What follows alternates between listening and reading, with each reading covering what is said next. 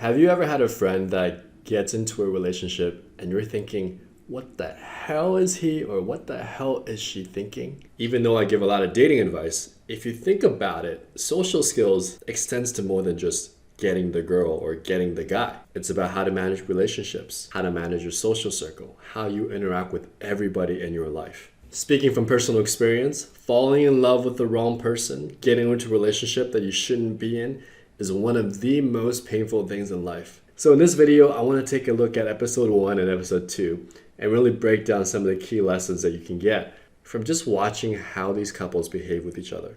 Before we jump into the analysis and the lessons, let me talk about 3 important things.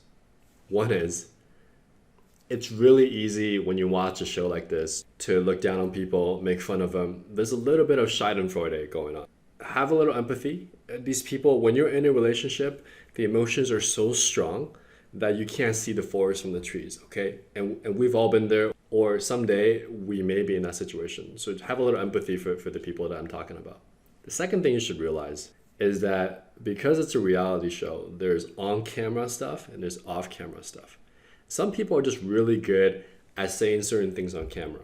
Now, over the period of like 3 to 4 weeks, it's really hard to fake being someone else for 3 to 4 weeks, unless you're like that 1% of like sociopath or psychopath. But keep in mind that a lot of the stuff that's said off camera or what's not being said on camera sometimes is more important. The third thing you should realize is that biologically, our genetics are hardwired to pass on our genes. For over 150,000 to up to 200,000 years, us Homo sapiens, human beings, we evolved to die by the time we're 35 and pass on our genes. So our brains are literally hardwired, not for compatibility partners, it's hardwired to procreate, to raise the kids, and to genetically pass it on to the next generation. As such, when people fall in love, the chemicals in the brain that are being produced as part of the falling in love process, right? It literally makes your brain think that if you didn't have your partner, if you didn't have this person, you were going to die. And that's one of the biggest reasons people stay in relationships, because they don't understand chemically what's actually going on. And it really literally feels like your survival is at stake. And it's easy to sit on the side and judge when you're not in that actual relationship, saying, why is she so dumb? Why is he so dumb? Okay, but biologically, chemically, that's literally what's going on. I'm ready to make the next step, and I basically told Hunter we either get engaged or we break up. My life where I can answer that question. This couple confuses me the most because they're almost polar opposites. You got a girl who's very direct, very kind of outgoing personality, and then you got a guy who seems kind of soft-spoken. And for us. But you're not ready to answer the question, or else you would have already answered it. Okay, that's fair.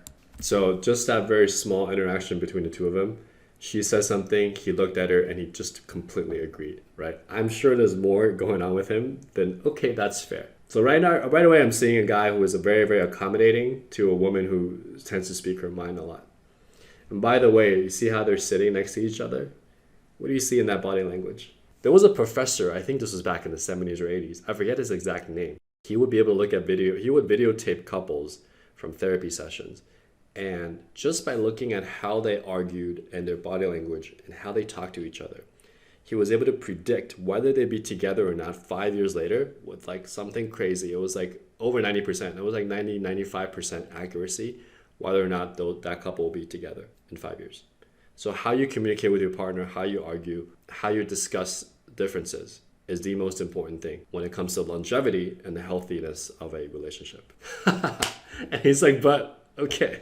So just from that little cue, I suspect that she's the dominant one in the relationship and he's accommodating for her. And when you accommodate, there's a backstory there. Either you accommodate because of past trauma, or you accommodate because of the current patterns, or you accommodate because the guy or the girl gets some pleasure from accommodating and it becomes their pattern. I want what I want, and that's a ring.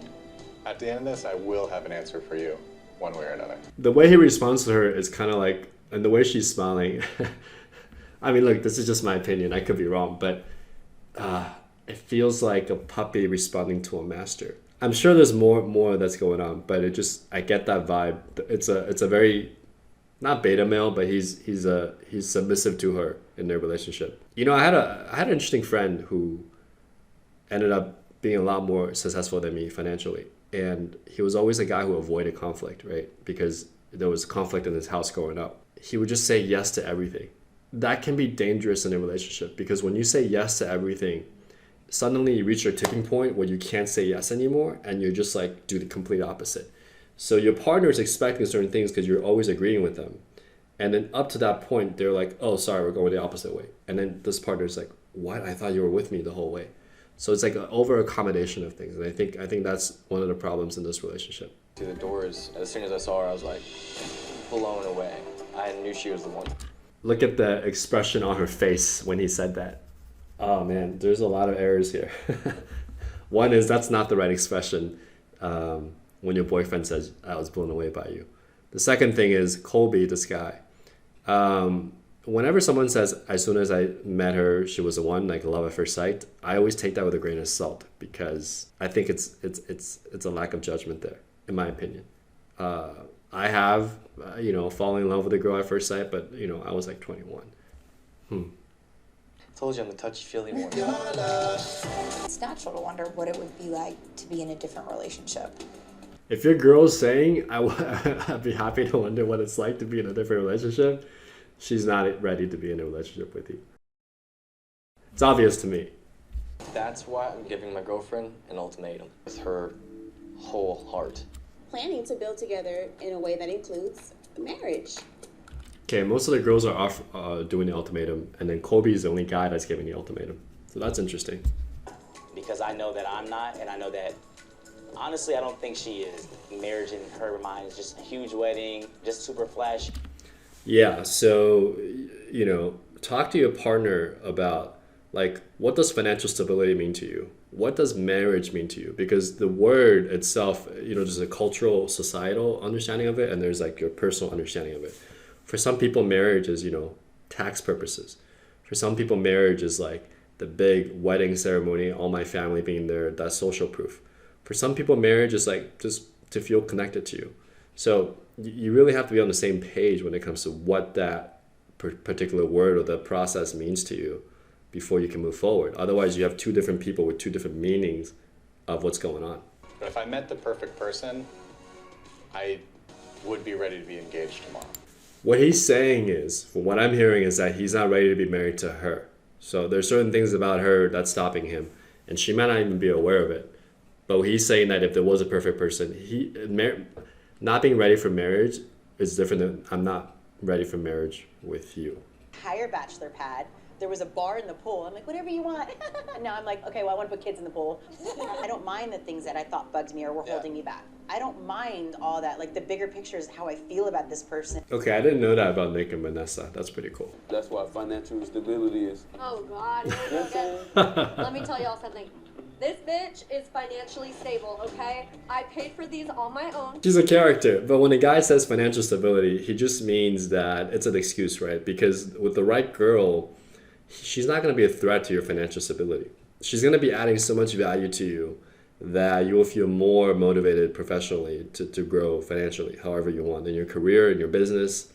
The right woman adds to that. Not she doesn't take away from it. The moment you think she is a sacrifice, then it's the wrong person for you. Like financially. You have the same bullshit ass excuse as every other guy, so I'm just gonna have to say that. Yeah, okay, fair enough. Girls, when a guy says he's working on his finances, he's not quite ready, what he's really saying, he's not ready with you. Okay, and the financial part is just a very common thing that we kind of go to, and we think that it's real. Sometimes we think that it's real, but it's really just hiding what's really beneath the surface, which is usually 90% of the time actual problems in the relationship and how you communicate. Honestly, he's an awesome guy. Yeah. He annoys me. Like, I get annoyed. Damn, that's bad, man. You shouldn't be with someone who annoys you. You don't have to say something every 5 seconds. Shut up and let me think for a moment. Things you love about something can also be the things you end up hating. Like, you definitely. Colby's not very realistic. If I had to pick one man here that's my type, it would be Colby. He's the most, he looks the most like her boyfriend. So sure, whatever.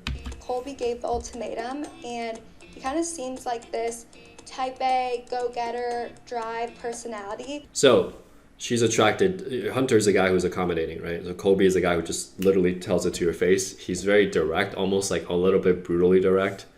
You know, I used to be like that, so I can resonate with this guy a little bit in my 20s. So she's attracted kind of because what she's saying is, I'm missing that in my partner right now.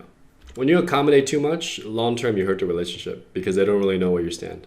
And a loving partner doesn't want you to accommodate. They want you to love them and you know, give them value, and they give you back value. But it's working together, not like hiding what you really want. Make sense? Fancy vibe going on. I don't try too hard when I'm around the pool, but you know, Yeah.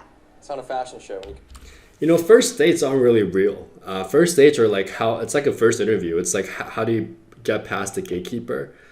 A first meet, it's kind of like how charismatic you are, right? Like all the problems that come up in relationships don't show up on a first date. So at this point, really, it's just like how do you present yourself? And this can be faked, right? This can be, you can present yourself really well for the first date without an issue, and you won't see any red flags. So it's not a real representation of who that person is and the problems that you'll run into in a relationship. But the ability to do that, the ability to get past that recruiter, that first recruiter, to be able to talk to the hiring manager and actually learn more about what the actual job is, that's the first step. And without knowing this first step, you can't move forward. So without knowing how to present yourself well in the dating situation, you can't move forward. One thing you'll notice is that a lot of you guys are very comfortable, right? They're not like the single guys you see on these dating shows where you can see there's a little bit of nervousness. I'm assuming he's getting consistently laid, right? There's this calm that comes over us. It's kind of like, oh, I have enough food. Like you're not in a hurry. You don't have that like weird twitch or that antsy vibe. What we call a cold spell, where it's like you go for a long time without intimacy and you suddenly start feeling weird around women, right? These guys are dialed in because they've been in relationships. It's also the reason why women find guys in relationships more attractive because of pre-selection. Oh, another girl picked him, but also he's already getting sex regularly. So he doesn't have that urge, that need. The hormones are not like super in control of his behavior patterns or like the need for something, right? So then that's why I think most of you guys are like a lot calmer than regular guys you see on regular dating shows.